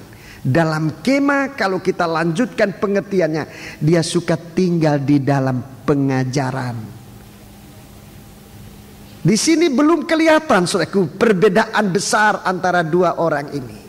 Pada langkah pertama, apakah pelayanan kita mengejar daging? Apakah ibadah kita mengejar daging? Atau ibadah kita ingin mengejar atau tinggal dalam pengajaran? Saudara-saudaraku, Tuhan lihat sikap kita. Sebagai seorang anggota gereja Tuhan, sebagai seorang anak Tuhan, dalam ibadah kita, sekalipun ini ibadah, saudaraku, bukannya mustahil di dalam ibadah itu ada ibadah yang mengejar daging, ada ibadah yang mengejar dan tinggal dalam pengajaran. 2. Yakub dan Esau sudah berbeda mulai dari permulaan. Bagaimana kita sekarang dalam permulaan ini? Apa yang kita cari?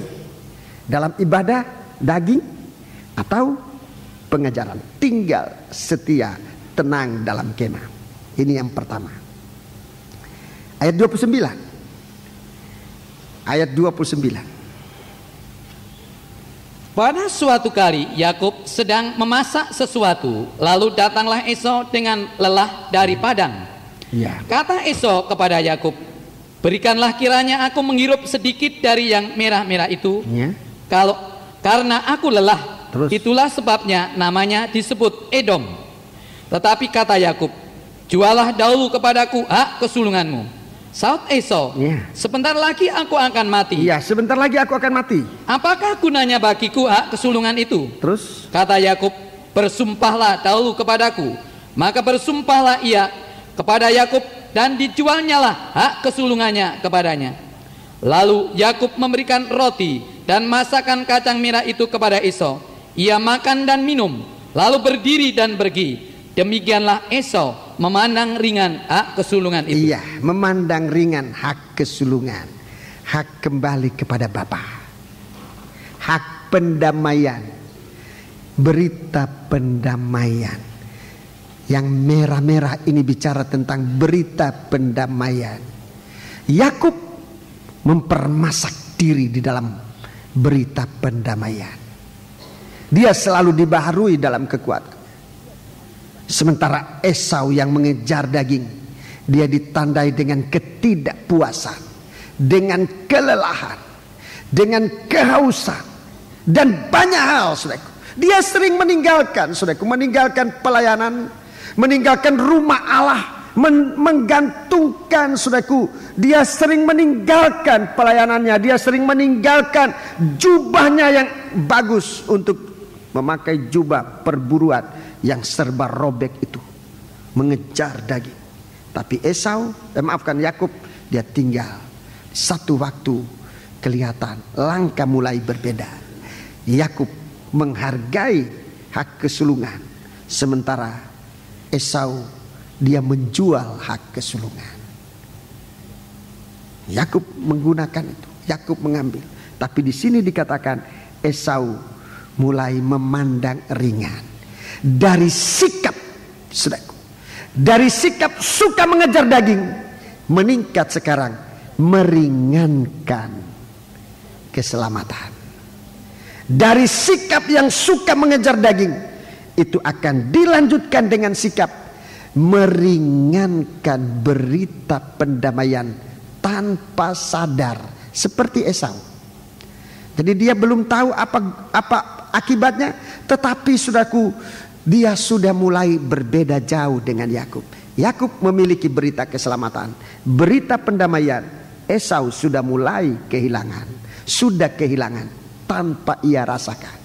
Di hari-hari ini mungkin sekali banyak orang tidak merasa apa sih artinya.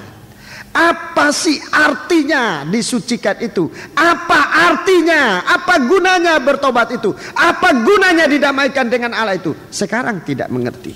Kita lihat sikap selanjutnya. Sikap selanjutnya. Pasal 26.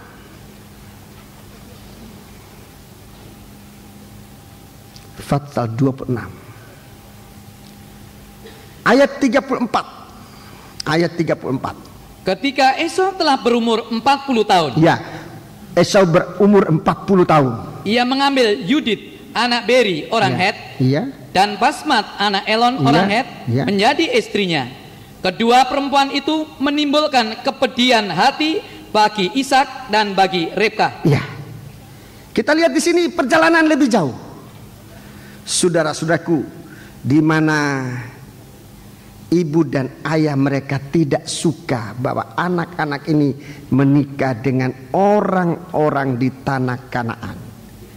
Esau, ya inilah orang yang tidak mau memperhatikan tentang berita pendamaian, mau berdamai dengan Allah. Kita lihat, dia bukan hanya mengambil satu orang istri, tetapi dua orang istri sekaligus. Semuanya orang Het menjadi istrinya. Kedua perempuan itu menimbulkan kepedihan hati. Kepedihan ini sebetulnya kepahitan hati. Ini mulai benih ini, saudara. Kepedihan hati bagi Ishak dan bagi Ribka. Akibatnya apa? Akibatnya apa? Pasal 27. Pasal 27. Pasal 27. Lihat, orang yang mengabaikan nasihat. Orang yang mengabaikan nasihat. Pasal 27. Pasal 27 kita membaca sekarang ayat yang ke-15. Ayat yang ke-15. Kemudian Rebka mengambil pakaian yang indah kepunyaan Esau. Iya, pakaian indah kepunyaan Esau, anak sulungnya. Iya. Pakaian yang disimpannya di rumah. Pakaian yang disimpan sebetulnya ditinggalkannya di rumah. Lalu disuruhnyalah dikenakan oleh Yakub, anak bungsunya. Iya, terima kasih.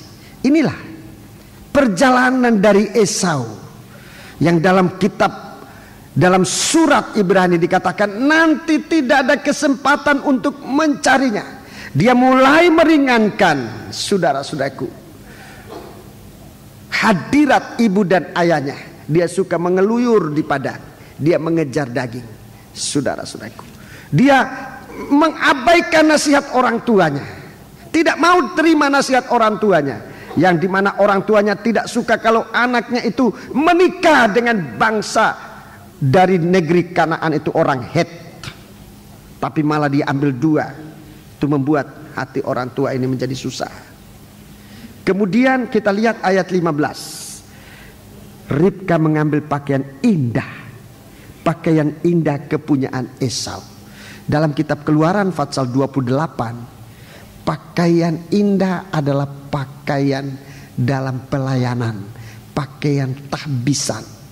Imam-imam bagi Tuhan. Itu pakaian imam-imam bagi Tuhan.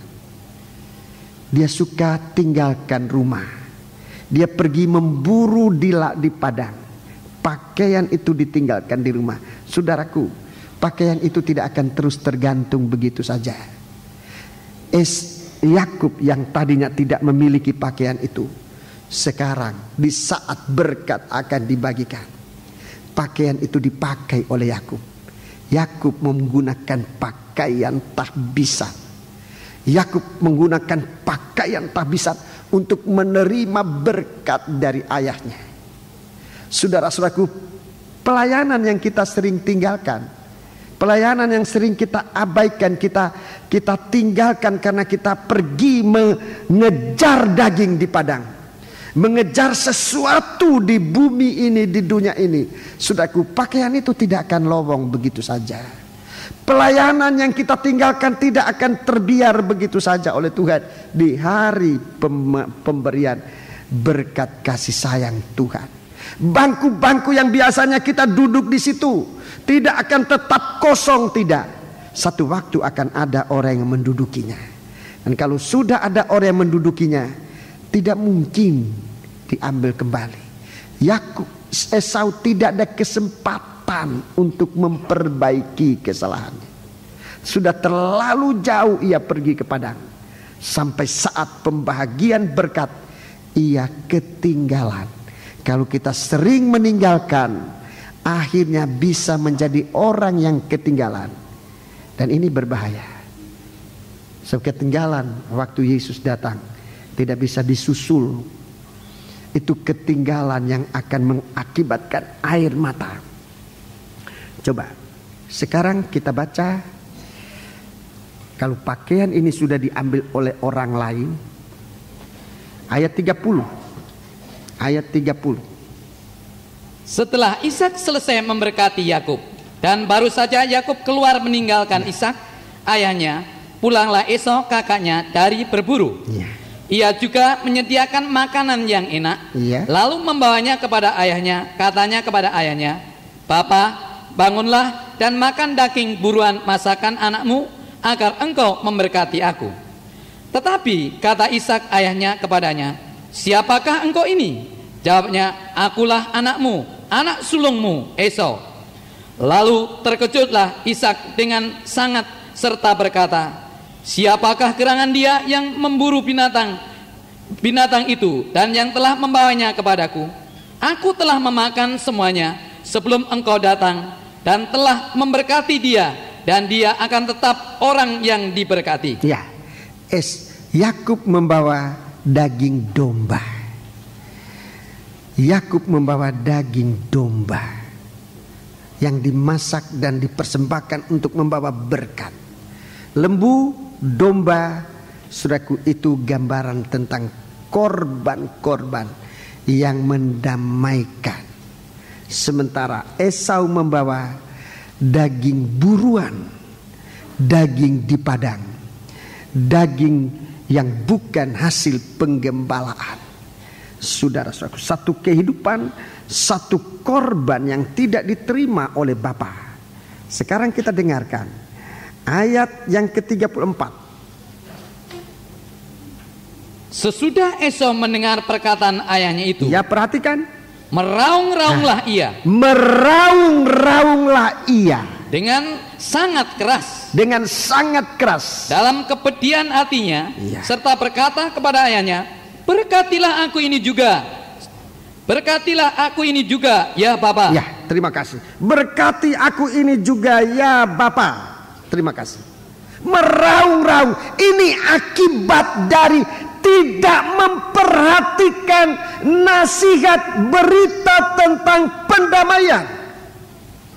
Di waktu yang lalu, saudaraku, di waktu yang lalu Esau sudah dibina, sudah mendapat kesempatan untuk menerima jalan untuk dapat berkat, tetapi Esau tidak perhatikan. Akibatnya meraung-raung, mengabaikan nasihat. Akibatnya menjadi meraung-raung yang sungguh-sungguh. Dulu menyakitkan hati orang tuanya. Waktu orang tuanya menasihat dan dia abaikan. Waktu orang tuanya memberikan nasihat dan ia abaikan. Dia anggap kecil, dia anggap tidak ada gunanya. Saudara-saudara, nasihat yang sempat disampaikan dia abaikan. Akibatnya di suatu waktu dia akan masuk dalam derita yang tidak tertahan. Perkataan meraung-raung ini, saudaraku, Ini bukan derita kecil. Meraung-raung ini menderita yang sungguh-sungguh. Anak-anak muda, perhatikan. Terlebih menyangkut nikah. Dengar nasihat orang tua. Jangan merasa pandai, merasa sudah bisa. Merasa kuat, merasa gagah. Mengecilkan nasihat orang tua seperti Esau. Di suatu waktu akibatnya luar biasa. Saya kalau baca ini ngeri. Inilah orang yang tidak menghargai nasihat. Di suatu waktu dia meraung-raung. Siapa yang bisa tolong? Ayahnya sendiri Ishak tidak bisa tolong. Ibunya tidak bisa tolong. Dia menderita seorang diri. Dia meraung-raung. Kalau sudah masuk dalam nikah, saudara-saudaraku, dan nikah itu suatu nikah yang benar-benar tidak sesuai dengan berita pendamaian, tidak sesuai dengan rencana Allah. Akibatnya ini meraung-raung dengan sangat keras dalam kepedihan hati. Saya ambil aja ayat-ayat dalam kitab. Meraung-raung dalam kepedihan hati. Ini saudaraku, ini perkataan yang sangat. Tapi tidak berhenti di sini. Kepedihan hati ini tidak berhenti di sini. Sekarang ini. Inilah yang merupakan benih yang tadi saya katakan. Benih yang jatuh di dalam hati. Itu akan tumbuh. Mulai dari tidak diperhatikan. Saudara-saudara. Dan mungkin saudaranya, wah ini merupakan kebiasaan suka memburu. Ya memburu. Kemudian suka tinggalkan pakaian. Tinggalkan pakaian. Ini suatu kebiasaan-kebiasaan yang kita tidak pikir ada akibat yang akan dahsyat nanti. Seperti Esau lakukan. Tetapi sudah suka dalam studi ini Tuhan ajarkan kita bahwa segala sesuatu yang tadinya kita anggap tidak akan ada apa-apanya, itu bisa menjadikan suatu kehidupan yang sangat bahaya. Itu sebabnya kita perhatikan Esau, dia meraung-raung oleh sebab kepedihan hatinya. Tapi sekarang ayat 41. Ayat 41. Ayat 41. Esau menaruh dendam kepada Yakub. Ya, menaruh dendam. Ini di garis bawah. Esau menaruh dendam. Ini benih sudah tumbuh. Esau menaruh dendam kepada Yakub. Karena berkat yang telah diberikan oleh ayahnya kepadanya, lalu ia berkata kepada dirinya sendiri, hari-hari berkabung, karena kematian ayahku itu tidak akan lama lagi. Pada waktu itulah Yakub adikku akan kubunuh. Iya, itu benih yang tidak baik tumbuh di hati, menjadi dendam, menjadi akar yang pahit. Perhatikan, akar yang pahit ini akan tumbuh sampai kepada menjadi setan. Kubunuh. Perkataan kubunuh ini pekerjaan dari setan. Setan itu pembunuh dan bapak pembunuh. Dan kalau sudah menjadi setan, tidak ada lagi kesempatan untuk diperbaiki. Ke arah itu Esau pergi.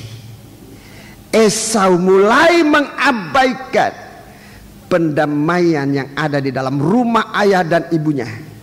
Saudara-saudaraku, dia suka mengeluyur, mengejar daging di padang. Dia tidak perhatikan tentang pakaian indah yang ada di dalam rumah. Dia pergi, tapi satu waktu sudah saku dengan pakaian perburuan, dengan pakaian compang camping, ia mempersembahkan persembahan yang tidak diterima oleh ayahnya. Saudara-saudaraku, tidak menghasilkan berkah tetapi suatu kutukan. Dan saat itu dia meraung-raung, tapi meraung-raung tidak dapat menghapuskan apa yang sudah jatuh di hati. Sekarang apa yang jatuh di hati bertumbuh menjadi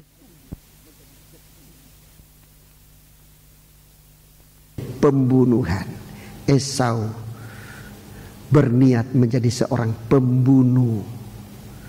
Dan itu berarti dia menempatkan diri sama dengan setan, seperti sama dengan yang disebutkan di dalam Wahyu pasal 19 tadi. Saudara-saudaraku, antikris nabi palsu itu akan ditangkap dan dibuang ke dalam api neraka. Seorang pembunuh tidak ada hidup di dalam dirinya. Sebab itu saudaraku, Kejarlah kekudusan, kata Rasul Paulus. Sebab tanpa kekudusan kita tidak bisa melihat Allah. Dan jangan biarkan akar pahit ini, jangan biarkan akar kepahitan. Kita kembali dalam Ibrani pasal 12. Mohon sabar sebentar. Ibrani pasal 12 saya akan ayat 15.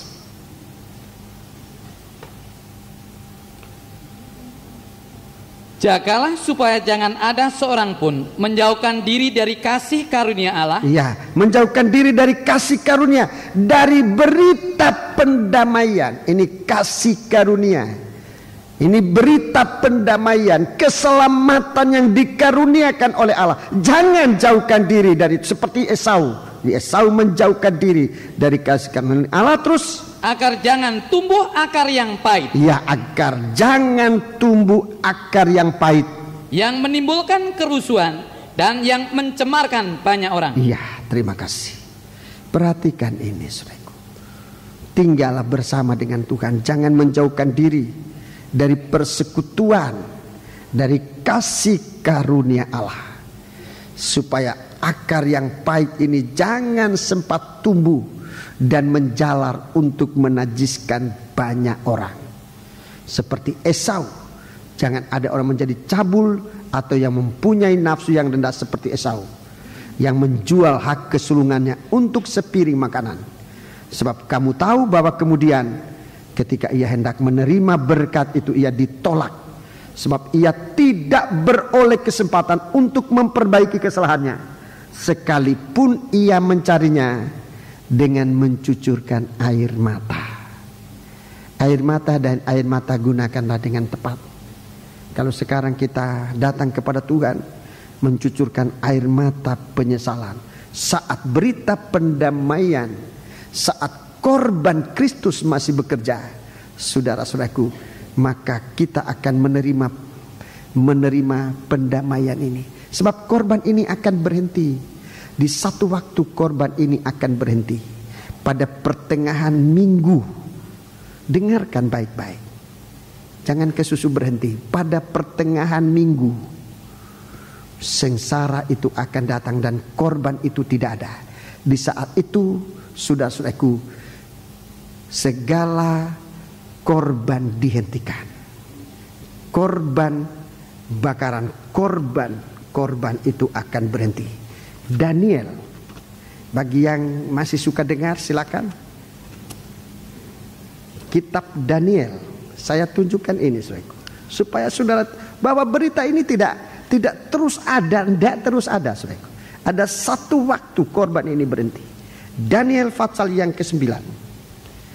Daniel pasal yang ke-9. Ya. Korban ini tidak ada. Tadi korban yang ditulis dalam Keluaran 25, satu waktu korban itu tidak ada. Korban itu tidak ada, berhenti. Ayat 27. Daniel 9 ayat 27. Raja itu akan membuat perjanjian itu menjadi berat bagi banyak orang selama 1 kali 7 masa. Ya, 1 kali 7 masa.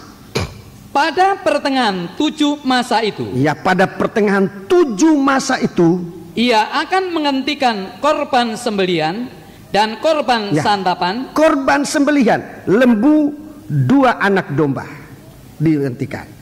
Korban santapan 3 macam makanan itu akan berhenti.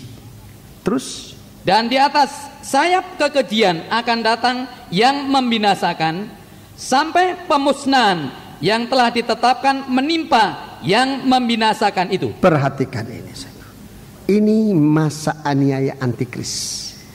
Begitu masuk masa aniaya antikris, korban ini berhenti. Tidak lagi, korban Kristus tidak bekerja lagi. Itu sudah berhenti. Ada 7 masa. Ada 7 masa. 1 kali 7 masa. Ini masa kelaparan yang akan menimpa dunia ini. Pada masa kelaparan itu Tuhan mengerjakan dalam kita Pertama, perhatikan penyatuan. Itu nomor satu. Tuhan mengadakan penyucian. Penyatuan, penyucian. Dan yang ketiga, persekutuan dengan Tuhan.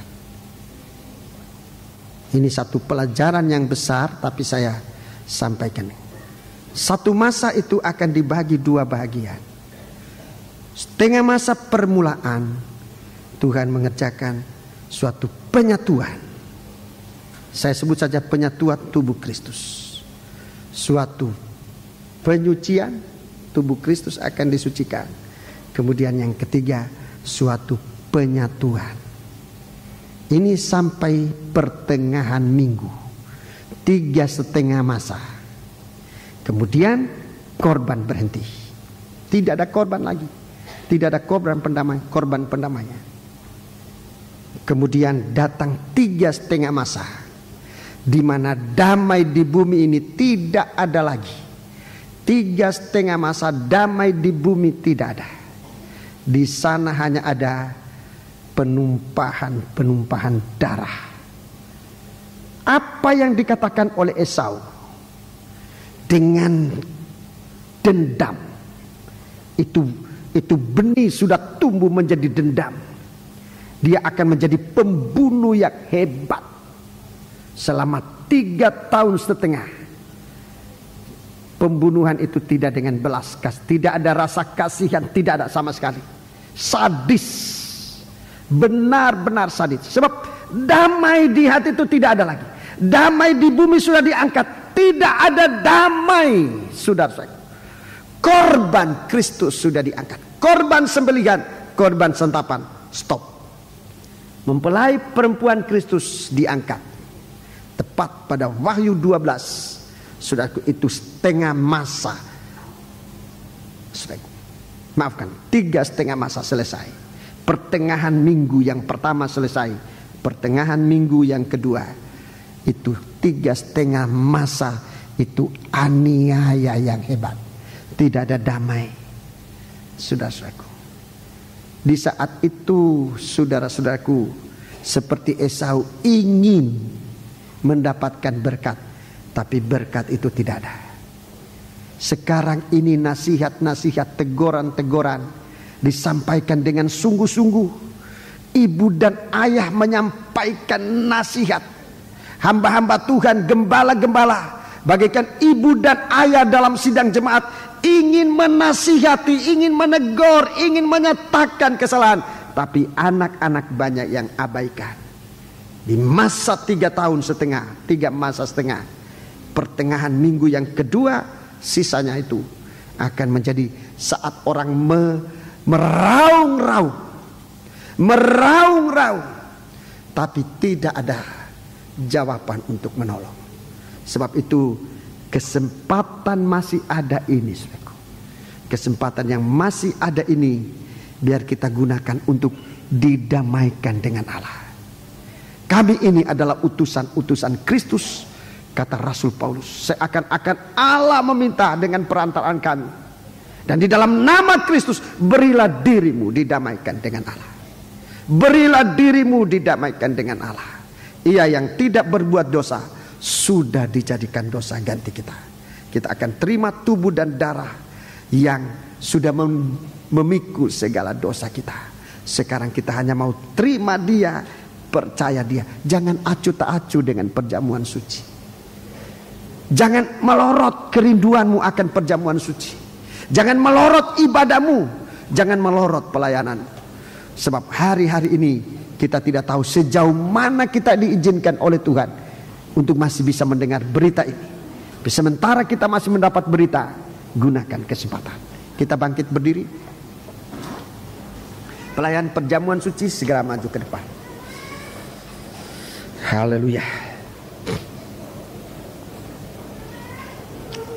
Pelayan perjamuan suci, mari silakan maju ke depan. Kita akan menggunakan perjamuan suci ini dengan sebaik-baiknya.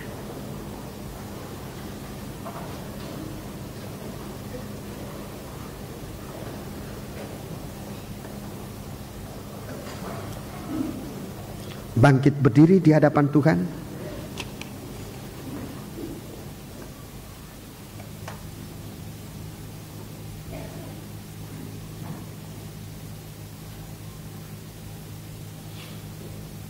Tundukkan kepala. Masing-masing mempunyai kepentingan di hadapan Tuhan. Dan biarlah kita menghormati Tuhan yang ada.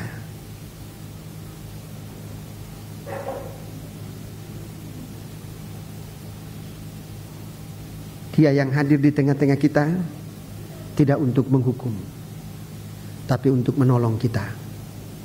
Gunakan kesempatan ini. Haleluya. Dia sungguh indah, Dia Yesus,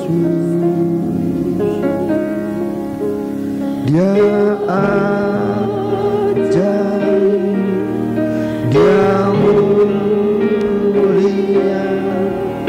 Dia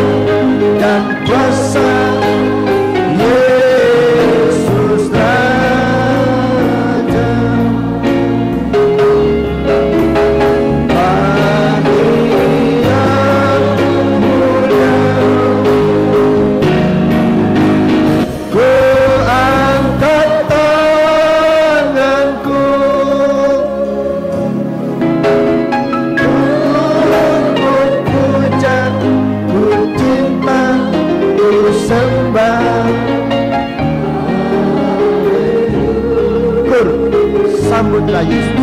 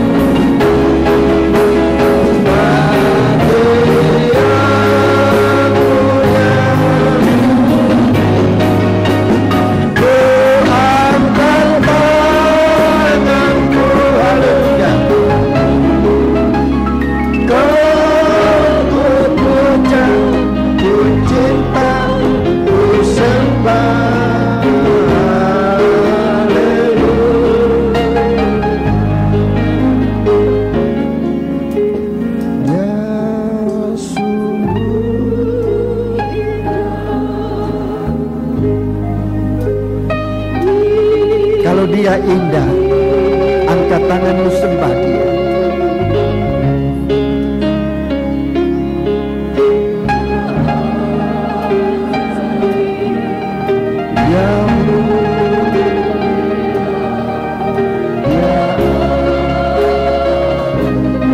Kalau Roh Kudus mendorong saudara untuk menyembah dia, agungkan, muliakan dia. Haleluya.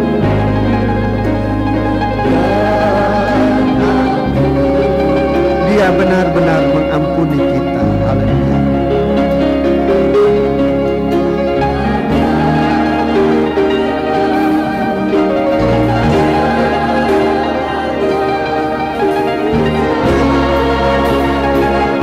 Haleluya. Sambutlah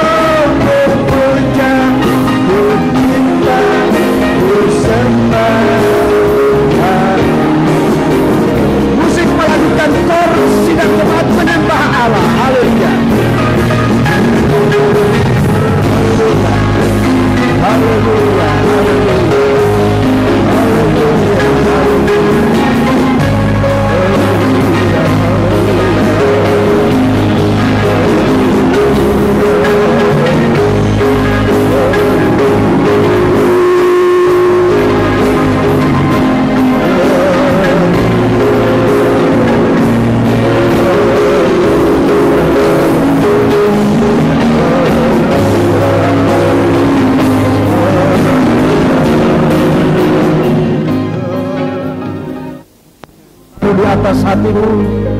Turunkan tangan, taruh di atas hatimu. Ikut dalam hatimu doa yang akan saya naikkan bagi kita sekalian.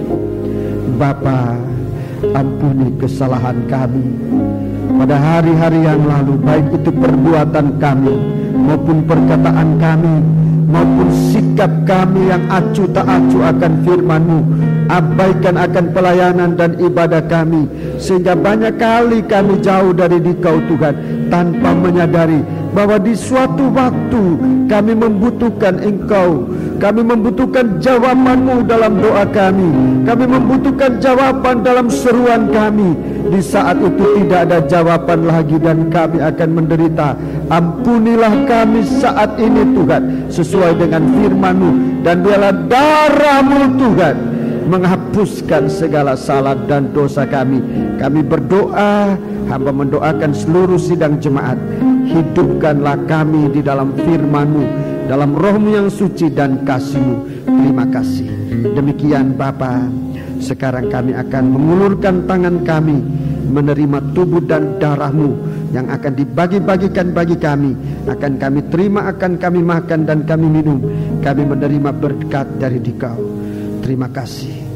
Dalam nama Allah Bapa, Sang Putra dan Roh Kudus, Tuhan Yesus Kristus. Haleluya. Amin. Sambil melakukan nyanyian ini, kita dilayani dengan perjamuan suci. Dia sungguh indah.